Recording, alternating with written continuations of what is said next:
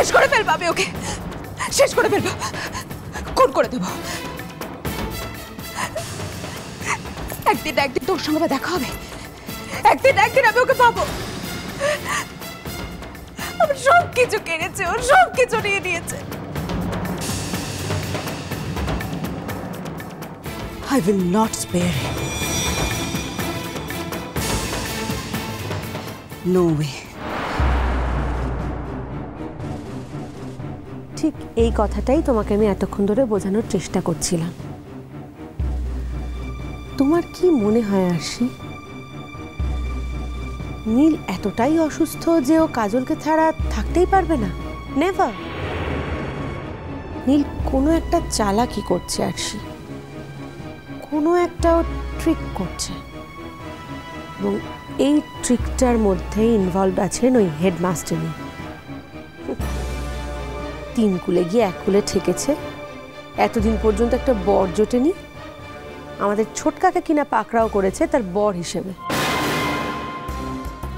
ছোটকা আর শ্বশুর শাশুড়ি দুটোকে ইমপ্রেস করার জন্য এই পথটাও বেছে নিয়েছে, আমাকে তোমাকেও ভিলেন বানাচ্ছে। কিন্তু কাজল তো একটা গেঁয়ো ভূত, অশিক্ষিত একটা মেয়ে। ওকে ফের এই সংসারে ঢোকানোর চেষ্টা করছে যাতে ওর ওপরে কর্তৃত্ব ফলাতে পারে। তোমার আমার ওপরে তার সেটা পারবে না। তাই আমি তোমার কাছে ছুটে এসেছি আরশি। এখন আমাদের বিপদের দিনে আমাদের তো একজোট হয়ে বাঁচতে হবে, এছাড়া আর কি উপায় আছে বলো তো? তোমার দাদা ভাইকে তো যে যেমন বোঝাবে ও সেদিকেই মাথা হেলাবে। আমি তো তার কাছে এখন খুব খারাপ বউ হয়ে গেছি না। আমি তাই এখন আমার স্বামীর ভরসা করি না আরশি। যা করতে হবে নিজেদের করতে হবে। আমি তোমাকে আমার পাশে চাই।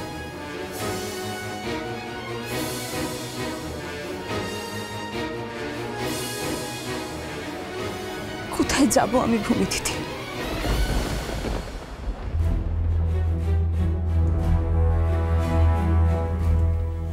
কোথায় যাব বলতে পারো? নার্সিংহোমে গেলে নীল রিয়াক্ট করছে।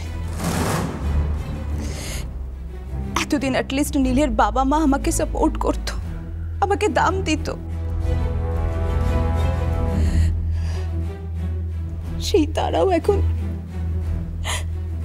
কাজলকেই সাপোর্ট করে। কোথায় যাব? তুমি মাঝে মাঝে এত বোকার মতো কথা বলো না আরশি। যাবোটা কোথায় মানে? তুমি নীলের বউ, নীলের সঙ্গে থাকাটাই তো তোমার কথা। হ্যাঁ, এখন যদি নীল ন্যাকামো করে কাজলের শোকে ট্রিটমেন্ট করাতে না চায় তাহলে তো তোমার কিছু করার নেই। আর সেটাও যদি হয় সেটা কতদিন? একদিন না একদিন তো মানুষটাকে সুস্থ হয়ে উঠতেই হবে। এই তো এখন তো দিব্যি সুস্থ আছে নীল। তাহলে দেখো আরশি, মানুষের শরীরটা তো আর ম্যাজিক নয় যে যখন বলবে ভালো হয়ে যাবে, যখন বলবে খারাপ হয়ে যাবে, তাই না? ঠিক আছে, এখন ওই গাধা মেয়েটা নীলের কাছে রয়েছে, সেবা শুশ্রূষা করছে, ভালো তো করুক না। তোমারই তো ভালো হলো, যা হওয়ার ওর ঘাট দিয়ে গেল। তুই বাড়ি চলো এখন, চলো। এবার এখান থেকে যাওয়ার আগে সব দিক বিবেচনা করে তারপর যেও আরশি। বারবার কিন্তু এখানে এইভাবে আসা যাওয়া করা চলবে না মা।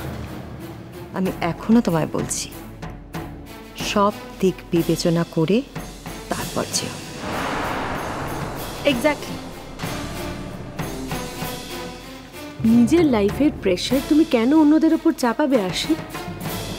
তুমি আমাকে দেখো, আমি কখনো আমার নিজের লাইফের প্রেশার, আমার পার্সোনাল ক্রাইসিস আমার বাবা মার কাছে বলি না, কারণ আমি জানি আমি বললেও কোনো হেল্প পাবো না। নিজের ক্রাইসিস সবসময় নিজেকেই সামলাতে হয় আরশি। তুমি একজন অ্যাডাল্ট পার্সন। চলো চলো, রেডি হয়ে নাও। এখনই? হ্যাঁ, আমি তো তোমাকে নিতেই এসেছি। তুমি মনে রেখো, তোমাকে ওই বাড়িতে গিয়ে প্রথমেই দুটো কাজ করতে হবে, খুব ইম্পর্টেন্ট কাজ। প্রথমত, ওই মাস্টারনির প্রতিপত্তি তোমাকে চিরকালের জন্য ঘুচিয়ে দিতে হবে আরশি। আর দ্বিতীয়ত ওই হাবাগোবা মেয়েটা, মানে আমাদের চিরকালের বোঝা পারি রানীকে এ বাড়ি থেকে বিদায় করতে হবে পার্মানেন্টলি।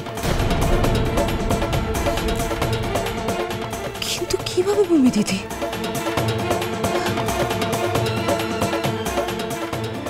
কিভাবে সেটা সম্ভব? বুদ্ধি দিয়ে আসি। আমি তো থাকবো তোমার পাশে, তোমার ভরসা নেই আমার উপর? না মানে নীল যদি কাজলকে ও বাড়িতে নিয়ে আসে? কেন? তখন আইনের পথ আমাদের জন্য তো খোলা রয়েছে। কিন্তু ভূমি দিদি, আমার বাপি মায়ের দিক থেকে আমি কোনো ব্যাকআপই পাবো না এই ব্যাপারে। আরশি, তোমাকে আমি এখনো বলছি, দেখো এইভাবে লড়াই করে না সম্পত্তি দখল করা যায়, কিন্তু মানুষের মন না মা, মানুষের মন দখল করা যায় না।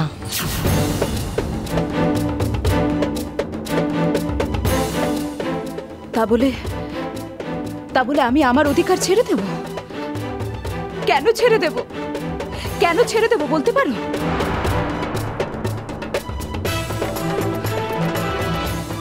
কথায় বলে অন্যায় যে সহ্য করে সেও সমান অপরাধী। সেই জন্যই তো আজ আমি সকলের বিরুদ্ধে গিয়ে তোমাকে ডেকে নিয়ে যেতে এসেছি আরশি। মেজু কাকিমা হয়তো নিজের ছেলের এই অসুস্থতার সময় একটু দুর্বল হয়ে পড়েছে, কিন্তু তাই বলে বরাবরই কি ওদের এই দুর্বলতা থাকবে? আর থাকলেও যাতে না থাকে তার ব্যবস্থা তো আমাদেরই করতে হবে। দরকার হলে অভিনয় করবে।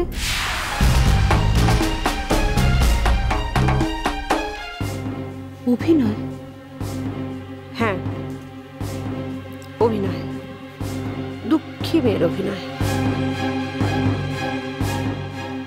দেখো আরশি, জীবনে চলতে গেলে একটু তো ট্রিক প্রয়োজন হলে করতেই হবে। যাকে যাও, তুমি তাড়াতাড়ি রেডি হয়ে নাও, আমি তোমার জন্য এখানে ওয়েট করছি। যাও।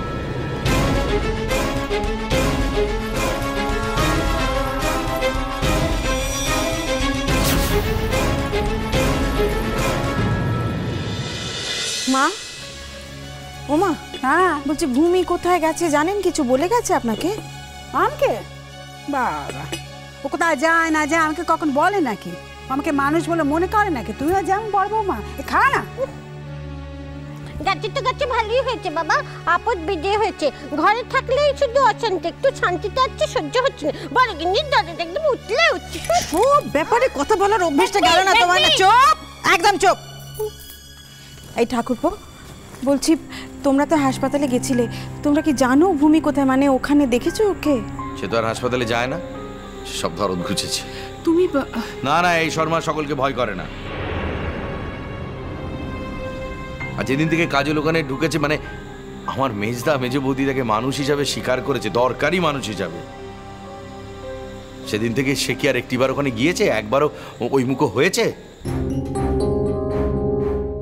হবে কেন লো? তাই আবার কখনো হয়?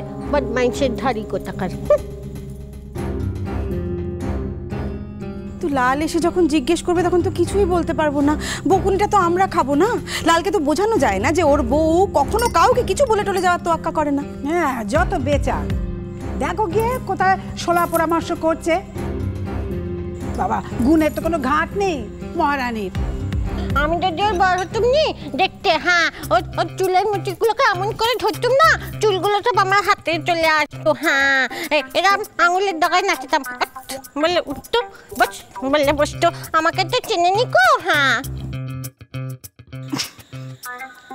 পারিদি তুমি আবার বকা খাবে কিন্তু।